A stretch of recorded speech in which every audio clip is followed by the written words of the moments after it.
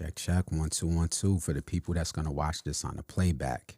You're tuned in with your host, Deshaun, aka Son of a Jones, one half of this platform, Enveonline, where we do our best to curate hip hop and actually talk about music, which is it's kind of a crazy topic with hip hop media talking about music. So today I'm blessed to be able to talk to a dope underground producer as well as artist himself, representing California by the name of Body Bag Ben. Before I get started with any questions, first off, salute to you for taking time out of your schedule. And how's your day going so far? Appreciate you, bro. Yeah, man. um, like we were talking before we started airing, and there's been better days, but you know what, man, there'll be brighter days in the future, man. So it's we gotta put one foot in front of the other, forward motion. Remember good times, learn from hmm the bad times, and put it all together, man, and keep going.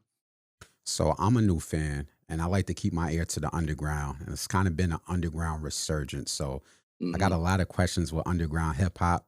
But first and Right. foremost, as a new fan, what inspired your name, Body Bag Ben?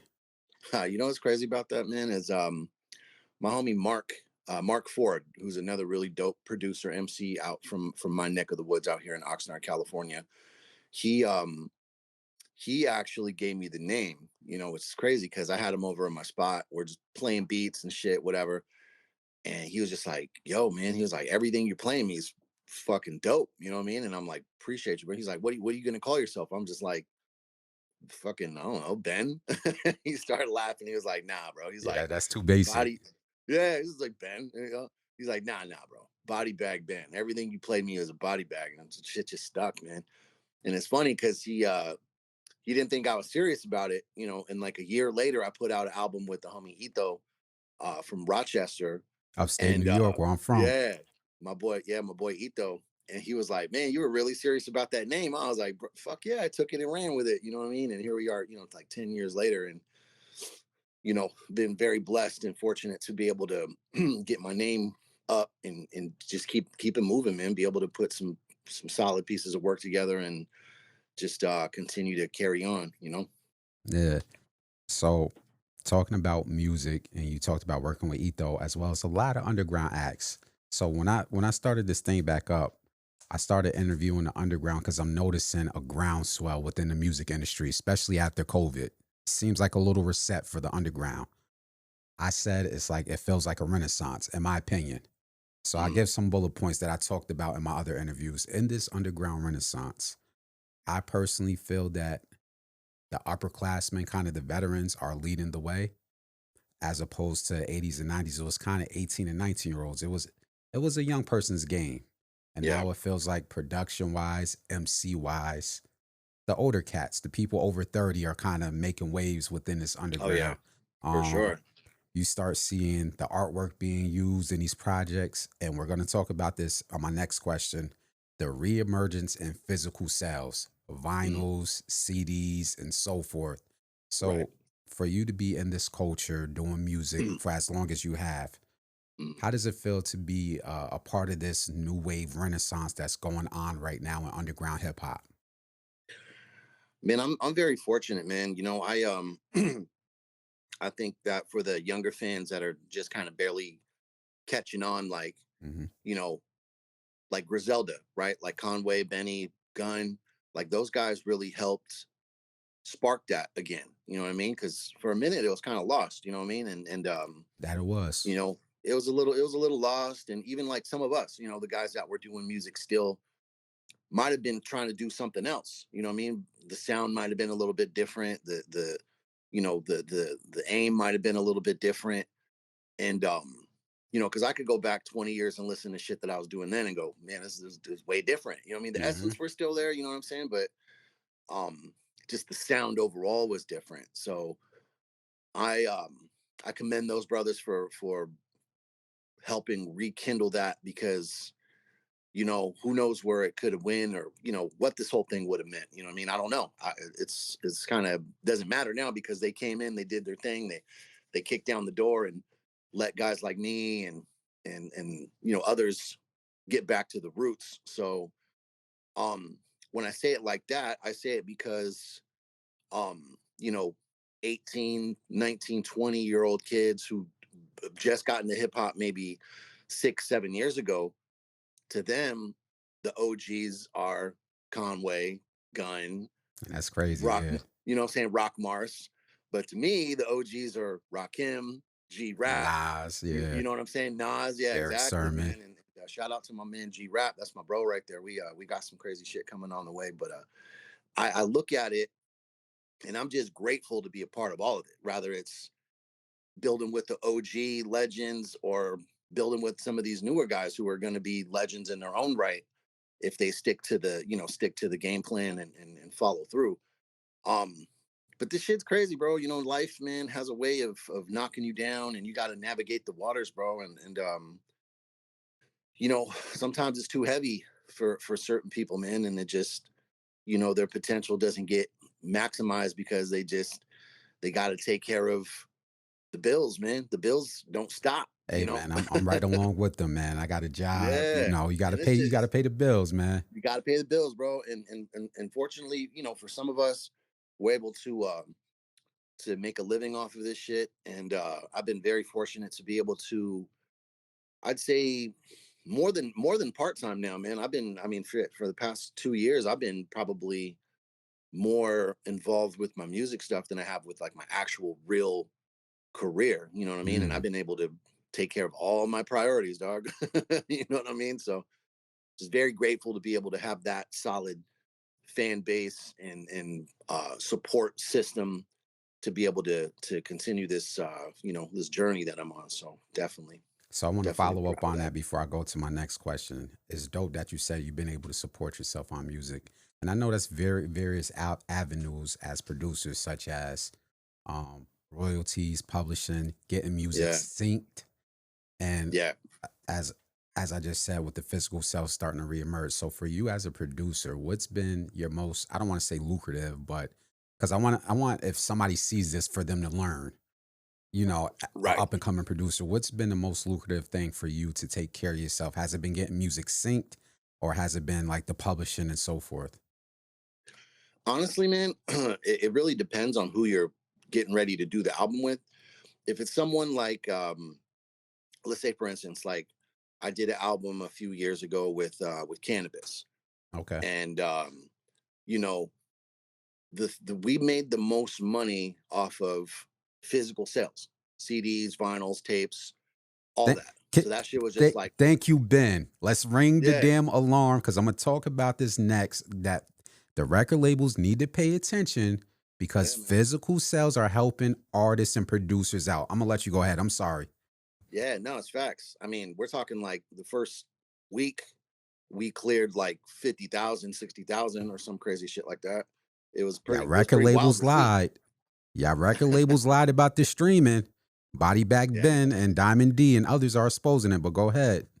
Yeah, now the streaming ain't shit, man. The way I look at it with streams is once it hits that platform, you're basically just giving it away for free. You know what I mean? For in hopes that people hear the Go record and go, all right, viral. that's dope. I'm gonna come back and buy the physical. You know what I mean? And that's what a lot of these European cats do is they'll circle back after they listen to it on Spotify or whatever and go, yeah, no, that shit's dope. I just copped the vinyl. I'm like, bet, I appreciate it, man. The hardcore fans who follow you and already know what to expect, they get that shit months and months in advance because they fuck with you. You know what I mean? They already know what to expect. So, um, but yeah, man, I'll be honest with you. Everything I've ever done, um, whether it's with Cannabis or with Ito or whoever, You got a lot of it's credits out there, always man. yeah, oh man, it's yeah, it gets Longer deep than a sometimes, man. CVS But receipt. yeah, it's I'm just fortunate, bro, to be able to work with a lot of really dope cats. But yeah, the long and short of it, man, is the physicals, and it has to be within like the first 2 weeks Okay. because that's when it's hot. Because there's so much shit dropping, man. It's just like every other day there's somebody putting out vinyl, CD. You know what I mean? So you really gotta. The way I look at it now, man, it's funny because me and a couple of the homies were laughing about it, and the shit's like the weed game, bro. You know what I mean? Like you Get a gotta new have the strand. fire pack. Like the packaging got to be on point, bro. Like if that shit looks sparkly and glamorous and all has, it's just tantalizing. what's inside could be fucking straight trash. You know what I mean? You get it home, you smoke it, and you're like, fuck, that didn't even get me high.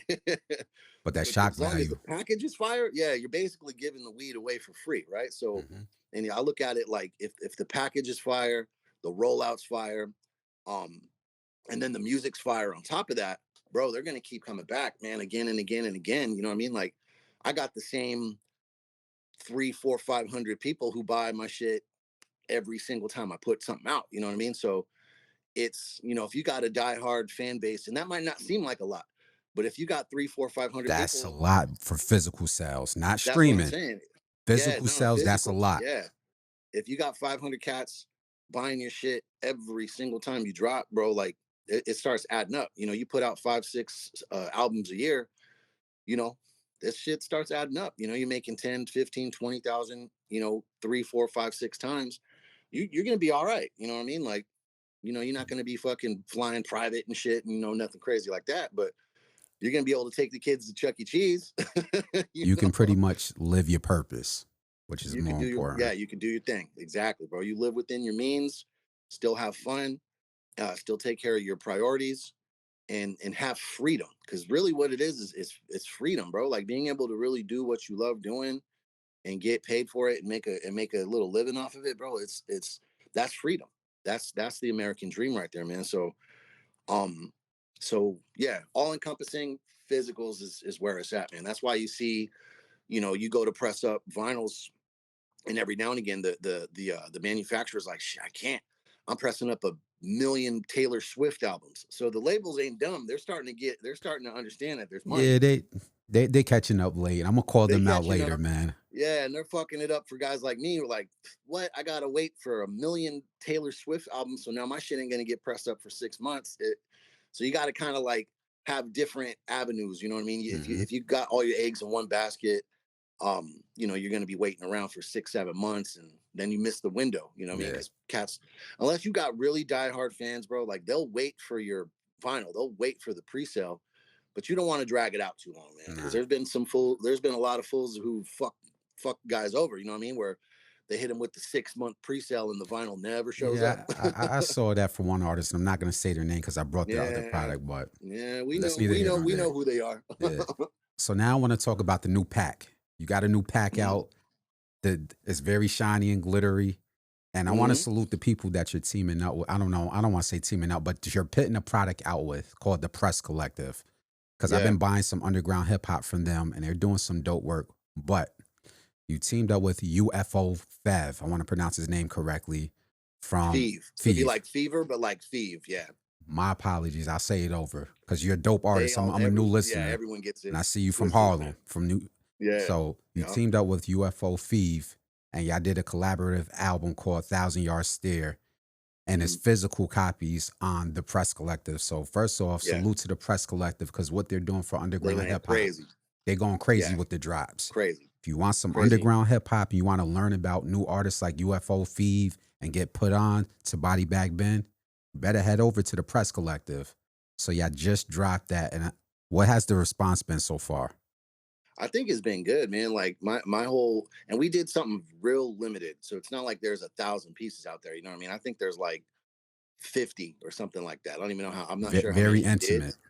Yeah. Very, very small, uh, like micro brew, you know what I mean? Like, but the way he did it was crazy, bro, with like the I'm seeing a promo. I'm like, yo, this is holographic, dope. the motherfucking 50 millimeter military grade can bullet boxes. I mean, this shit's wild, bro. Like he really went crazy with it. And yeah, man, I'm proud of what he's doing.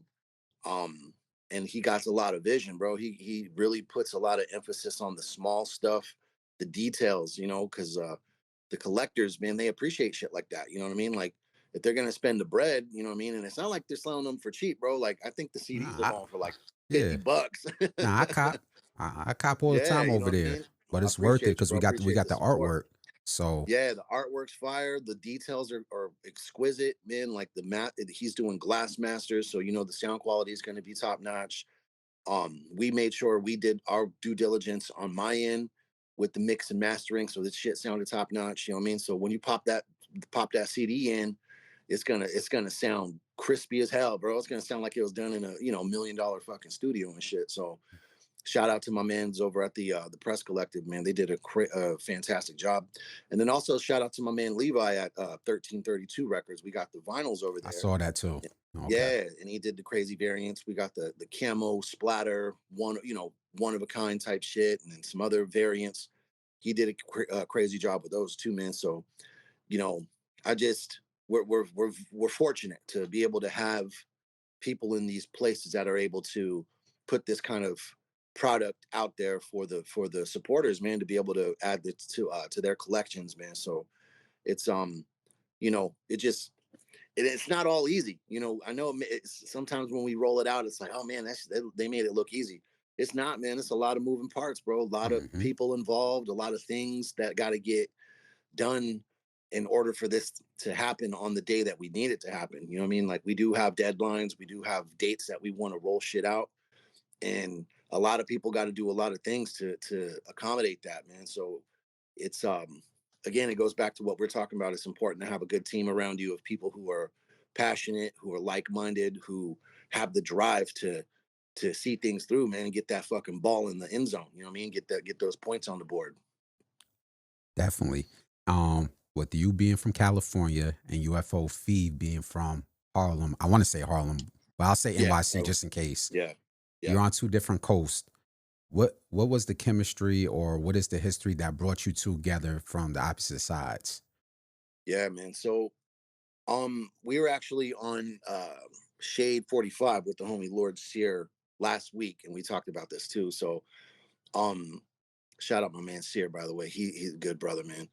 Um so the thing with Fev is he's like me, bro. Like we ain't afraid to show love. We ain't afraid to reach out um on the humble tip, as a man who just respects another man's craft. You know what I mean? Like I know there's a lot of haters in this shit, bro, and they don't even want to reach out and just be like, "Yo, man, I fuck with you. Let's work." They don't even want to hit the like button, which is free, but Nah, I know. Yeah, it's crazy. It's crazy, bro.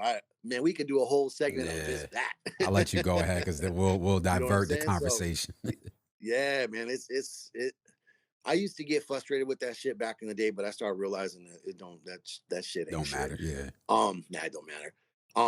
So he reached out just on the humble, bro. Just I fuck with your music, man. I'm a fan, and it was mutual. I was like, yeah, likewise, bro. Yeah, I definitely like what you do, and just bing bang boom, man. We connected the dots right there, and we just started building right away, man. I think I sent him shit. I can't remember how many beats I sent him right away, but it was like 10 or 12. And then right off the first pack, we had 8. I was like, damn, all right. He was like, nah, bro, like that shit was fire. He was like, I think we got most of the album already. And then we were able to get everything done like with the next week or two, as far as beats wise. And then he just went in and knocked it out, man. He's quick. I think we put the album together in probably I don't know, like 6 months tops, you know what I mean? Because he was doing something with Fredro. I was doing something with I was kind of wrapped up in the Chino XL thing that I was doing, and it just a lot of drama with that. Um, so, but after it's all about timing too, man. So once we were able to kind of Oh, real do the, quick. I'm sorry to cut you off. Mhm. Rest in peace to Chino XL. I just called you said Chino Yeah, XL. man, So rest in peace to yeah, Chino that's my XL bro, man, and and it's been condolences to his very, family out there. yeah, man, it's been hard, bro. That's been a just a very sensitive topic, man. And I gotta tread lightly now, man, because now there's like lawsuits and lawyers and all kinds of crazy Yeah, shit, that's man. why I'm So keeping it easy by just saying rest in peace and yeah, condolences. exactly, man. At the end of the day, bro, rest in peace to my brother, man. I hope he's finding peace and he's finally able to yeah, just rest, man, because it's been crazy over here. So but anyway, yeah, we both had other things going on, and once we kind of found a way to reconnect, we knocked that shit out like that. Boom, it was quick. Got the name right, got the art going, got put the videos together, got all the fucking the physicals lined up, and then boom, we just shot our shot, man, and here we are. I think we both agree that it was a very um for me, I think sonically, musically is a just like a really well put together body of work. I really enjoyed doing it. Hmm. And then for him as well, he said this was one of his more favorite albums that he was a part of. So definitely was a good time, man. The singles on there is dope, and I watched the videos. My favorite track was G Code, and Yeah, I like that not just for the song, the quality, the production, and video. Guys had Royal Flush in there, who's a hip hop veteran. I think he's from Queens, and it yeah. was a Salute bar in to there where Flush, man. it was a bar in there where he mentioned him overcoming cancer, Yeah, man. and like that was touching because we lost a lot of hip hop veterans. So to see somebody to overcome cancer and to continue to contribute to this art form, I just thought Yeah, that man. was a dope touch to the G Code album. I mean Yeah. to the G You know Code what's record. crazy I'm about sorry. that is salute Flush, man. Dude's an absolute legend. And he he actually went to chemo. He got his chemotherapy and then went to the studio the same day and That's knocked that crazy. verse out for us. I mean, come on, man. That's That's it's insane that he dedication. was able to do that. That means he really, really wanted to be a part of that song, man. So salute to Flush, bro. Man, that guy, like I said, that dude's a real he's a real legend, but he's a survivor on top of that. You And know what I that's mean? what He was touched able me to when he beat it. said that in the verse. I'm like, yo, gotta respect Yeah, that, man. man.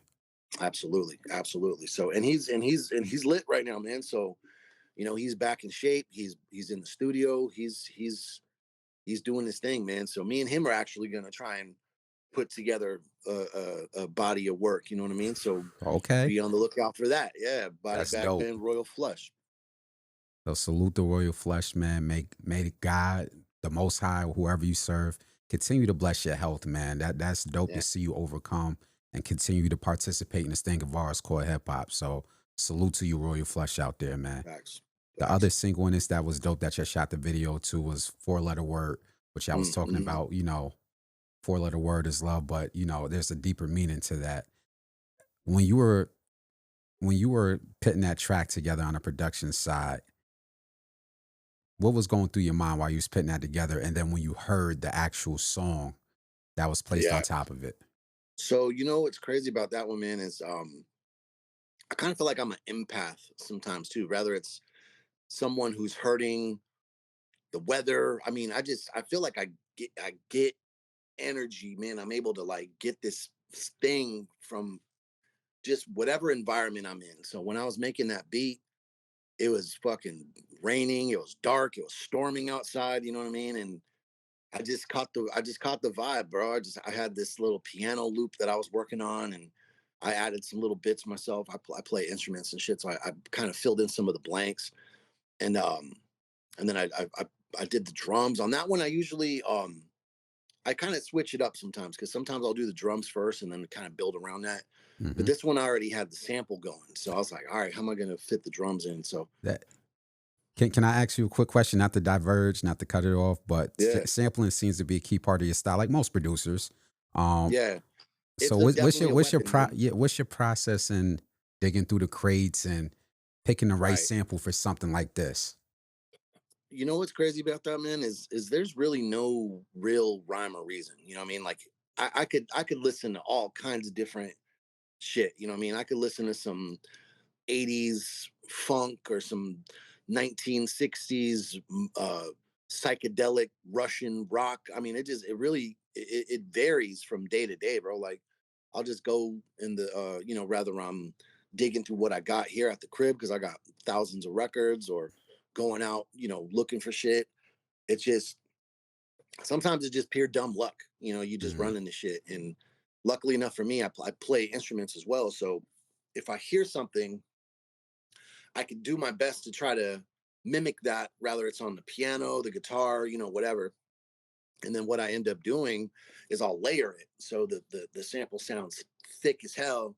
And then I still got other parts that are kind of filling in some of the blanks, some of that like some of the what do we call it? Kind of the white noise area.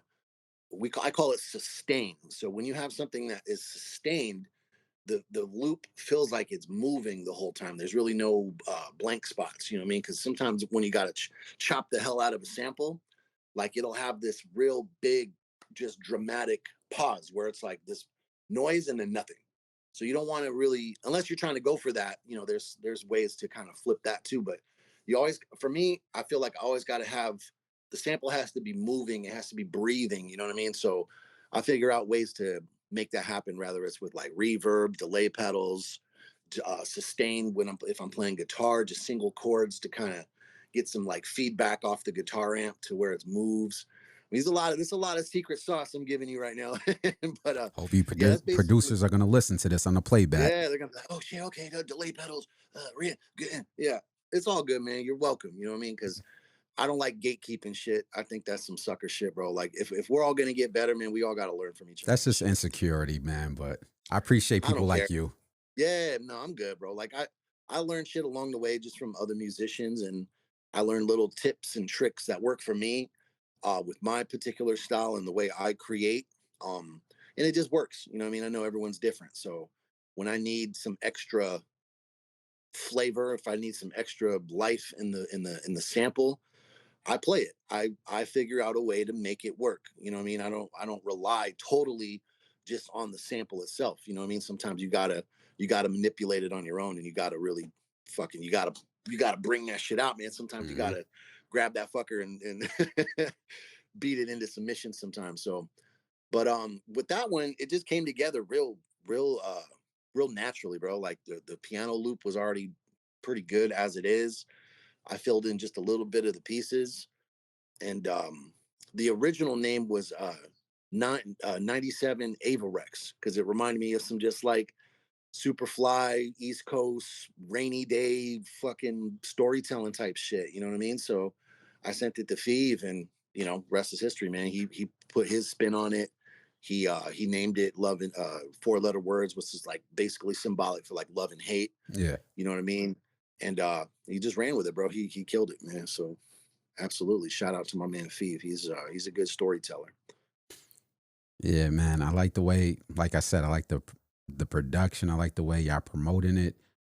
Is there anything else that you guys would like to do to push this project? Because I know like we're still technically in a streaming era, but people are getting Mhm. back out there. Like I go to underground shows now, and like Right. is there an effort to maybe take this on a road or Well, yeah, I talked to Fev about it too. He's not really like a touring artist, you know what I Mhm. mean? Like, and a lot of and it's not a shot to diss him or nothing like that. A lot of cats in this lane Yeah, don't tour. Yeah, they just kind of put out the music and they got their let the fans, fans and get you it? know what I mean? They pop up, and do shows here and there, whatever. But yeah, I don't think he's a touring artist, which he could be. He definitely should be. Um, but so I think as far as that question goes, it's really up to him what he wants to do with his career and that aspect. Um, but that dude's a hustler, bro. Like, man, that dude's been all over New York promoting this thing, bro. He's been up to Static Selector. He's been up to Lord Sear, Mm, Raps Out of Control. I mean, this guy been everywhere pushing the album, promoting the album. And these are places where you can't just knock on the door and they let you in. You know what I mean? Like you gotta gotta have be buzzing. that connect. Yeah, you gotta have that connect, man. And he got that connect. So it's a shout out to all those guys, man, because they've been helping us share their platform, not just on this one, but on all of our shit for mad years, bro. Selector, fucking terminology, DJ Premier, DJ Eclipse, Lord Sear. I mean, Salute the just DJ Premier, man. That dude has a yeah, special fuck, place that's a in my goat. heart, That's the real man. goat right there. Yeah, man. If it weren't for him, a lot of us would who knows what we'd be doing. So, um, they've always shown mad love to our stuff, man, and played our shit on their record on their radio shows. Um, so it's just being able to have that infrastructure is super important too. You know what I mean? Networking with the legends, man. These guys are OGs, and they're not gatekeepers. You know what I mean? Like they really show love. You know what I mean? So it's important, man, to utilize every aspect, everything in your arsenal to get the shit off. Because sometimes you could have this really impressive album with this and that and all the, and it just doesn't go. You know what I mean? It just kind of sits there. You know what I mean? And we've experienced that too. I'm not saying everything we've done has been a home run. Sometimes we got hit by the pitch and end up on first base. You know what I mean? Hey, Like it's not always glamorous. it's the consistency though. You consistently keep putting Yeah. out work, and Just your track yep. record with production and albums. like I said, longer than a CVS receipt, man. I got a lot, bro. It's funny. I was laughing with one of my homies the other day. He's like, "Man, I haven't tapped in with you for a minute." He goes, "Last time I checked, you had like 6 albums. Now you got like 30." I'm like, "Yeah, probably even more than that." And I got a few questions, but I'm glad you said that. I don't know. Are you totally independent, or I don't want to get Yeah, in your okay? yeah, So I had a take on like my prior podcast where I said for the underground artists who are independent or just independent artists in general, from my vantage point as a consumer, what it looks like is it's July, a nice summer day, and if hmm we're kids or teenagers, you guys who are independent artists are outside playing manhunt, throwing the football, oh yeah, doing whatever you yeah, want. And some of the artists on the record labels are on punishment.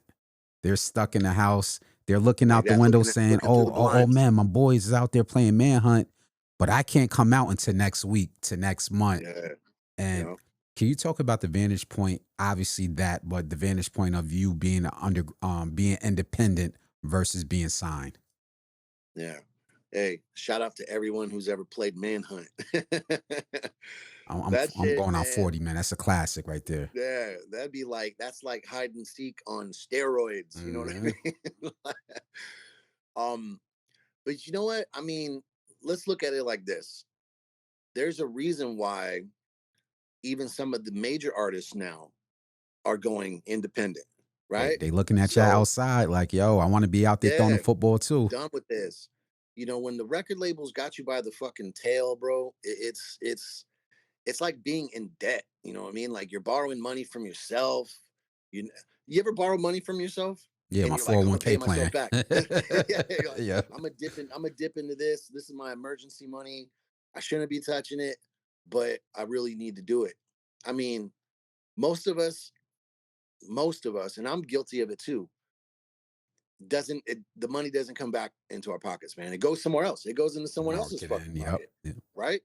Rather you're doing something for your music, or you're trying to help someone out, or whatever it is, man. It just it doesn't feel like success. Like I did something smart business wise. So I think a lot of these cats, when they go, damn, yeah, sure, they broke me off 750,000, but now I got to pay them back. Now I got to record 8 records in 2 years. They're paying, yeah, bro. It's like a lot, and a lot of these fools, man, their output ain't like that. You know what I mean? Again, shout out to my brother Chino XL. Love the guy to death.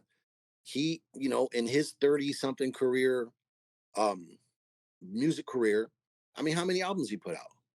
Four, maybe five. Yeah. I mean, it wasn't a lot in 30 years, bro. I've put out 30 records in 2 years. You know what I mean? So some people have that drive to really do the work, and some people just it's just not a part of their deal. Hmm. Chino was a perfectionist, so it took him mad years to put shit together. So I guess what I'm saying is, when you don't have a deadline from a label, when you don't have a deadline from a manager or some fucking A&R guy bugging you every fucking day, where's the album, where's the album, where's that, because he's worried about his money.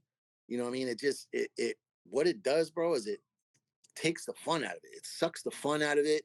Your It creativity. feels like a It's job instead of what you want to Yeah, it do. feels like a job, bro. And then and it just doesn't feel, you're not having fun no more. You know what I mean? And then once that happens, the creativity starts to suffer, because now you're either in a bad mood about it, or you're like trying to rush, put the rush job together and just put whatever the fuck out there. You know what I mean? So there's pros to it, and there's definitely more disadvantages to it by being signed to a label, because again, look at some of these guys who now are just saying, fuck that, I'm independent. There's a lot. I mean, there's a long list of guys who are major artists that are now just doing their own shit. You know what I mean? And shouts out to those guys for seeing it and speaking on it too, and using different platforms to talk about it. Because guys like me, I'm still able to network and do bigger albums with bigger artists, and not have to go through a record label where they're going to take 50, 60, 70 off the top just to clear Hmm. the album. Fuck that. Yeah, the clearance is crazy. Yeah. Can we? So, Oh, sorry. Go ahead. I didn't want to cut you off. no, that's pretty much the long and short of it, bro. It's like you're not chained. You know what I mean? There's no shackles. There's no one telling you to hurry up and put no, fuck that. I'm my boss. I work for me. I do what I want with who I want. I navigate it how I want. The albums, the titles, the art, everything. Like that's I don't have no one telling me what to do, bro. And you can't put a price tag on that. It's really hard to get that peace of mind, man, because it's your art, it's your vision. You need to be able to if someone says nah, then you kind of start second guessing yourself. Like, damn, is my shit really? Is it not as good as I think it is? I mean, you know what I'm Mhm. saying? Like, you kind of start second guessing yourself, bro. And once you do that, that poisonous seed has been planted in your mind, dog, and it's just not good, man. Self doubt, and you can't have that shit, especially when it comes from somebody else. You know what I mean? If you have self doubt about yourself, that's something you got to work out. But if someone else planted that in your head and you let them, it's a wrap, man. It's only a matter of time until your whole shit just falls apart. So fuck that. Hey, before I ask this next question, how are we on time? Are you good on time or Oh, we good, bro. Yeah, we're okay, good. cool. My old man just texted me right now. He said he's Okay. gonna be like another hour, so we're straight. All right. So to all you artists out there that's looking to get off your record label, if you can, because I know contractually there's some things, if you can, yo man, take a chance. Come outside. It's nice outside. Yeah, nice out here. They throwing the Weather's football, nice. man. Yep, Manhunt is going exactly, on. Come outside. exactly. I want to Yep. touch on the place you come from, Oxnard, California, because Hmm. as I do my research, other great producers have come from there as well. More notably, Madlib, who when I Shout out to interview Mad other Lib. producers, they all say the same thing, like the inspiration they get from Madlib, how he's kind of the godfather of that lo-fi sound. Hmm. Shout out to Hmm. Wavy the God. When I interviewed him, he threw that in there. He said Madlib he's given us what we're using for the underground boom bap gritty stuff and the lo-fi sound. So if you can, because you're from Oxnard, Yeah. how is what inspiration do you get from a producer like Madlib? Yeah, shout out to Otis and my homie Oh No, DJ Rome's, Wild Child, all the Loop Pack guys, man. Um, and bless up too to Mad Lib too, man. He lost his house in that In the fire, wildfire, yeah. and yeah, hopefully him and his family are able to bounce back from that. I know it's been kind of tough, so um, I think, and this is just what I feel personally, like he's definitely a one of one type dude, kind of like how RZA was, kind of how like Preem is, um, Dr. Dre, so on and so forth. All the great producers, right, who have their signature thing. He has a signature thing. That's because these fools, I mean, they don't get caught up in I need $1 million studio to make this work. I mean, these guys Mhm. are making beats on fucking Fisher Price turntables and fucking $50 laptops that they got from the thrift store and broken, uh Fruity Loops edition. You know what I mean? Like these guys just their most powerful tool and equip is their mind. Mm. So I always tell people that too. Like, when they come and see my setup, it's nothing fancy. I mean, I got decent shit, but my best tool is my brain, bro. Like how I apply it and how I'm able to use it. And that's how those brothers are, man. Like they're not afraid to really try some left field shit. You know what I mean? Like, don't get me wrong, man. Like sometimes it works. Sometimes it's like, oh yeah, no, that beat came together crazy. And then sometimes it's one of those ones that just gets tucked away and no one will ever hear it type Mhm. shit. So I think that's where I got the inspiration to um try different shit, use different sounds, try different time stamps where maybe the snare lands on the 3 instead of the 2, and I don't know, just tried tricky, just kind of more tricky stuff, you know what I mean? And Sound like you giving uh, away the sauce, man. yeah, man, it's just well, when you think about lo-fi boom bap, you think about motherfuckers on the SP, the 808s, and just doing different, the stuff lands differently. Mhm. You get someone on MPC, it's usually I mean, or you already know where it's gonna hit. You get someone Mhm. on one of those other SPs, and it's kind of like all over the place. And that brings me back to what I was saying earlier with the sustain and with swing. Dilla did that really well. Is it made it swings, you know what I mean? And you need that to kind of excuse me, to humanize it. You don't want it to sound so digital where it just loses its feel. You know what I mean? And Madlib was really good at that. Dilla was really good at that. So that I definitely use that as a weapon as well as in my arsenal. And I definitely got that inspiration from Madlib and Dilla, and also Oh No is a really dope producer, man. Um, so yeah, Oxnard out here, man, it's kind of different, because we're on the coast. It's a beautiful little beach town and shit, Hmm. but it's also very active gang neighborhoods and out here. You know what I Gotta watch mean? out.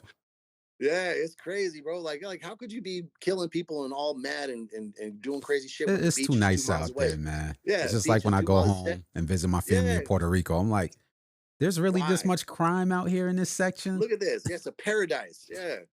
So it's just, I don't know, man. I think it goes back to that old saying, no matter where you are, there you are. No matter where you go, there you are. Right. So you get a lot of these fools who got that small mentality. They thinking about, they're fighting over a fucking 5,000 square foot block that doesn't even belong to them in the first place.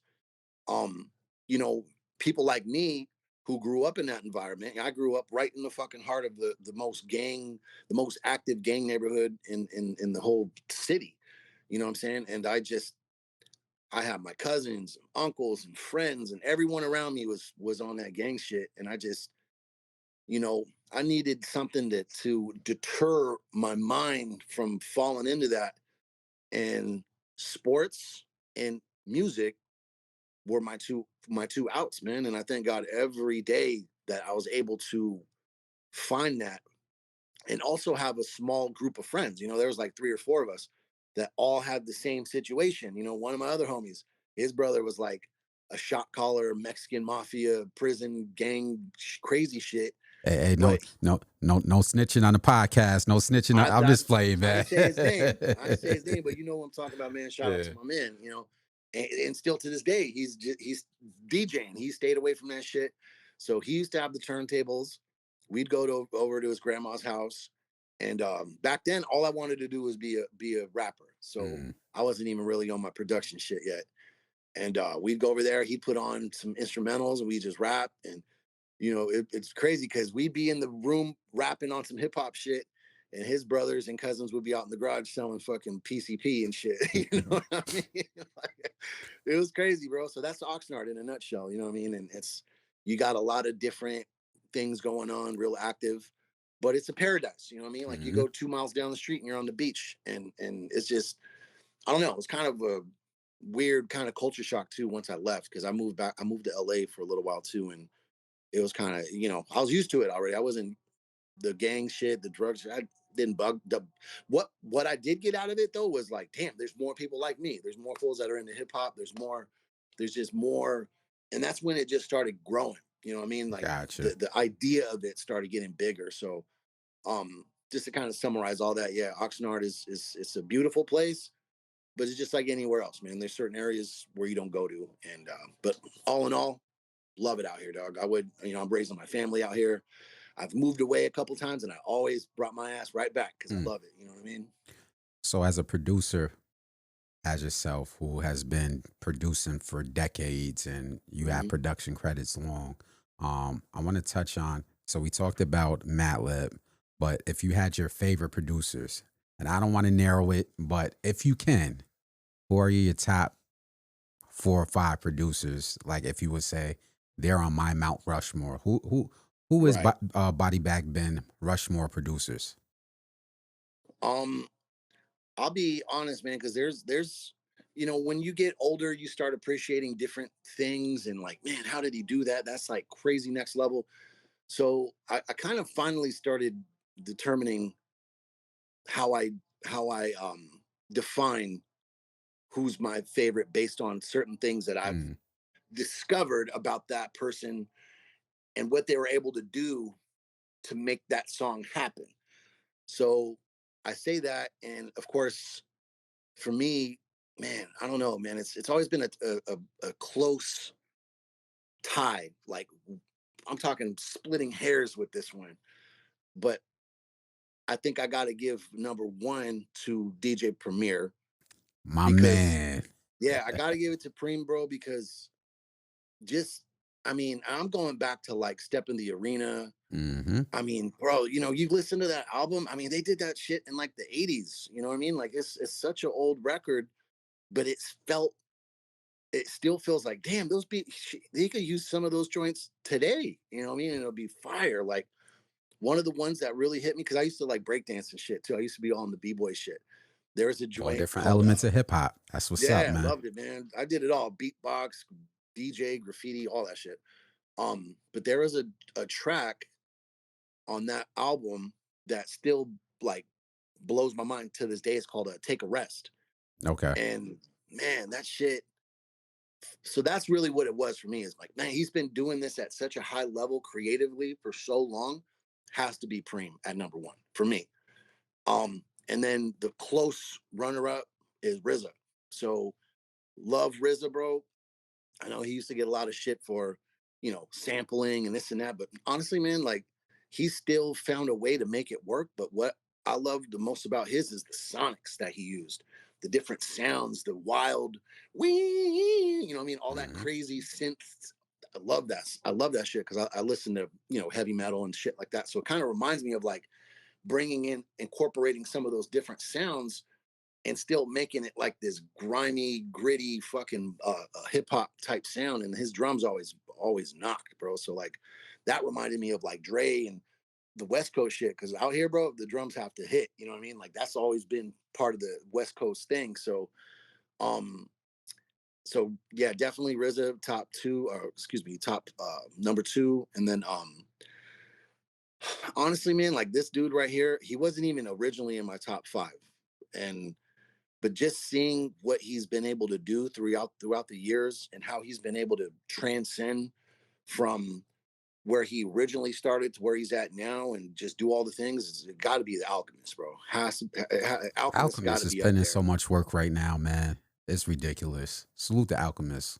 Yeah, Alchemist has to be up there, man, because he's got that sound, bro. He's got the thing that all these new younger producers and younger hip hop aspiring artists are trying to mimic, and good for them. You know what I mean? If they could pick anybody to follow a blueprint from, he's the perfect guy. You know what I mean? Because the shit's dope what he does. There's a lot of different um elements and a lot of different things that he brings um to the table. You know what I mean? It's not just that straightforward boom bat shit. He really incorporates a lot of different things. So shout out to Al.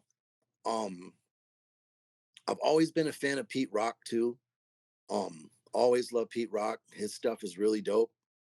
Um, I don't know if I could put him in the top five though. Maybe though, because it'd be a tie between him and Havoc. Because I really love Havoc, bro. Yeah, Havoc is that dude's one of my favorite songs of all time is Eye for an Eye. I mean, that beat, you listen to it and it sounds simple, right? Because it just, Mm-hmm. dun, dun, dun, dun, dun, you know what I mean? But if you really kind of start dissecting it and go, fuck, man, what this guy had to do to make that beat, bananas. And then, of course, Nas and Ray on there, forget about it, man. That has to be one of the illest hip hop songs ever made, ever, period. So for me, Havoc is definitely in the top five. That's a tough top Um, five, man. Yeah, and so I don't know, man. I got to round it out too with someone from the West Coast, man. Because I mean, They're don't gonna get me get you, wrong, man. bro. They're gonna say, yo, what's up? Yeah, what's up with it? Yeah, I mean, it's tough for me, bro. Because don't get me wrong, man. Dre's a legend. He's an absolute legend, man. And I think if he really wanted to, if he wanted to take a page out of Premier's book, whoever, man, fucking Havoc, Al, I bet you Dre would be a insane like boom bap hip hop producer if he wanted to. He got let, Imagine. but he got to drop that music though. That's the only complaint people get. There's like 1,000 hidden Exactly. sonk in a vault somewhere. Exactly. Exactly. He's had a career for 40 plus years and put out, you know, three records. So, That boy got something it's in a vault. yeah, man. So um I mean, I guess if I had to say Um, top five, a guy from the West Coast. Um, I mean, it's probably got to be Dre, obviously, or Daz, right? Because Daz was super dope. He didn't really get a lot of credit. He was the ones really making the. He was the one behind the scenes on the MPC doing the drums. You know what I mean? So, Shout out I to mean, that's Daz the for thing. getting the masters Yeah, back, shout man. out Daz. Yeah, He went and so got the masters back from your boy Suge, man. So salute that's to Daz right. for the courage on that. Exactly, man. So, when you look at Dre, you got to look at all these guys because he had a team. It wasn't just him. That fool had 10, 20 different motherfuckers in the studio helping him out with everything. So, um, yeah, I don't know, something like that. But then again, Alchemist, he's from the West Coast, Okay. so there you go. Yeah, Alchemist from like Beverly Hills or some shit. So, but yeah, that's probably it. I mean, it just there's so many really dope producers out there, bro. If we're honest, I mean, think about it. Q-Tip, Dilla, fucking High Tech. High Tech is crazy, man. I've always loved DJ High Tech, and then Knots, Hmm. crazy Evidence. I Shout out mean, to it just Ninth goes, Wonder. yeah, it just goes Crazy. on and on. Ninth Yeah. Wonder, yep. I mean, there's just so many, bro. There's just so many. But like I said, for me personally, like when I look at it, and I'm talking about like impactful moments in my life type shit, like those guys, they really were there to help me kind of turn into what I became. And so yeah, I got to look at it from that point of view as well. So as somebody who's been in this game for a while, like there's also the part outside of your talent that helps you with your soft skills. Cause the same thing on a job. Like you have to have good soft skills to connect with Yeah. people. So my question for you is as a producer, how do you handle any type of creative disagreements in the studio? Because I'm pretty Yeah. sure there has to be back and forth. Yo, I don't like Right, this. right. And so what does your soft skills look like in the studio anytime there's a disagreement? You know what it comes down to, man. First of all, is being professional, having courtesy, showing humility, being empathetic, and all that doesn't mean you're weak. It just means you factor in that other person's opinion, their feelings, or whatever it is, because there's certain things that make certain people tick or move a different way. You know what I mean? Everyone has their own little triggers, you know what I'm saying? So, but I've been very fortunate to have a real career where I have to deal with people on a daily basis and manage them at a high level where you have to have that kind of emotional intelligence, and you got to know how to you got to know how to read the room. You know what I mean? You Hmm. can't just run up in the spot with the same energy that you just dealt with. You're screaming and yelling with this guy, but then this guy right here is cool, calm, collective. You can't come over here now with this guy and have that same energy. You know what I mean? You got to know how to read the room, bro. So there's been times where I've had situations with artists that want things done their way. Or what about this? What now? Cool. Do it. Do what you got to do. I'm cool with it. I don't get too caught up in it Hmm. until it's like starting to affect my brand. You know what I mean? Okay. Like there's a certain thing that I've created for myself where I have like a signature sound now. And and until that starts to get jeopardized, and I don't send so if I send the beat to someone else, I don't send them the stems because now they got full That's control of. gold. Yeah, yeah. Then now they can manipulate my song, and that no, I ain't doing that. I'm the producer. I made it this way. You send me your vocal stems, and we'll put it in the session. We'll make it happen. But I'm not gonna send you my beat, and now you can fuck around with it and change the. Nah, we ain't do we ain't doing that. Underground, up and coming producers. He just dropped a gem. He dropped a lot of gems. Keep your stems. Keep your shit. Yeah, if the MC or whoever you're working with, if they want their engineer to master and mix and do that, that's fine. Guess what? They could do it with a wave file. They don't Hmm. need full access to your shit. Because I've had it where I've sent stems to these fucking engineers or whoever, and all my shit came back sounding soft as hell, bro. Like the kick ain't kicking, the snare ain't snaring, nothing sounds the way I wanted it to. I'm like, they took all the mud out of it. And Hmm. it just sounded real bright and flat. I'm like, nah, man, that's not it. That ain't it. It sounds like a fucking Puffy record. Fuck that. We don't want the glitter on that shit. you know, we keep the mud on it, man. I made it that way on purpose. You know what I mean? Like he took out all the distortion and just it made me mad because, but that was kind of like the final straw, so to speak, because you know you got to go through things too to figure out what makes you tick. And I didn't realize that that was one of my things until it happened. I'm like, okay, no, I ain't gonna be doing that again because I don't want someone to fuck my sound up. Because when people hear my shit, they know what to expect. They know the drums are gonna be fucking smacking.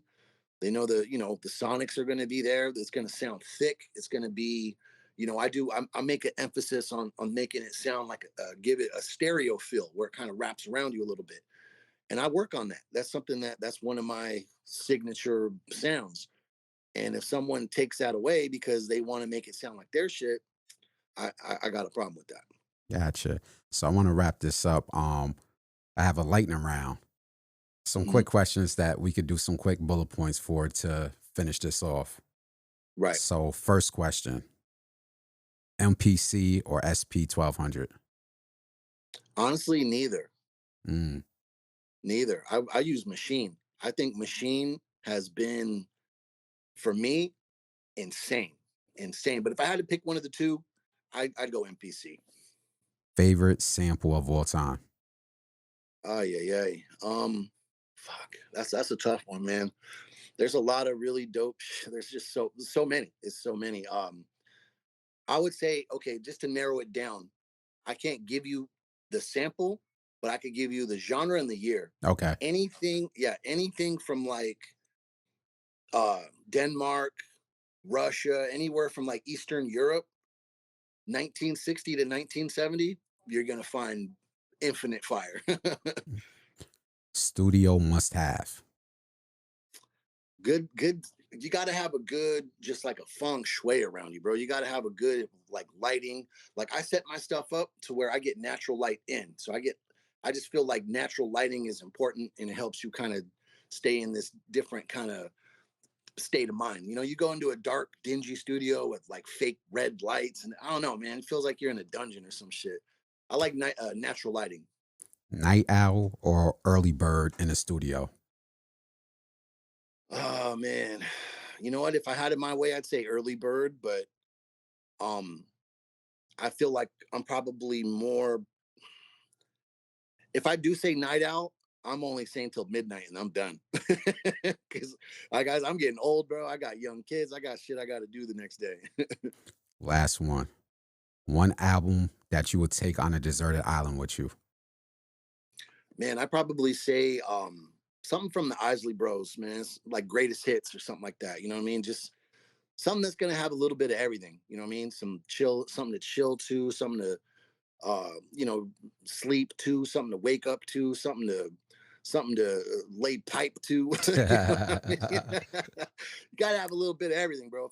I Couple ain't babies taking was the made from that Isley Brothers. yeah, you know what I'm saying? It's Isley Brothers, man, something like that. Something that's kind of universal. You know what I mean?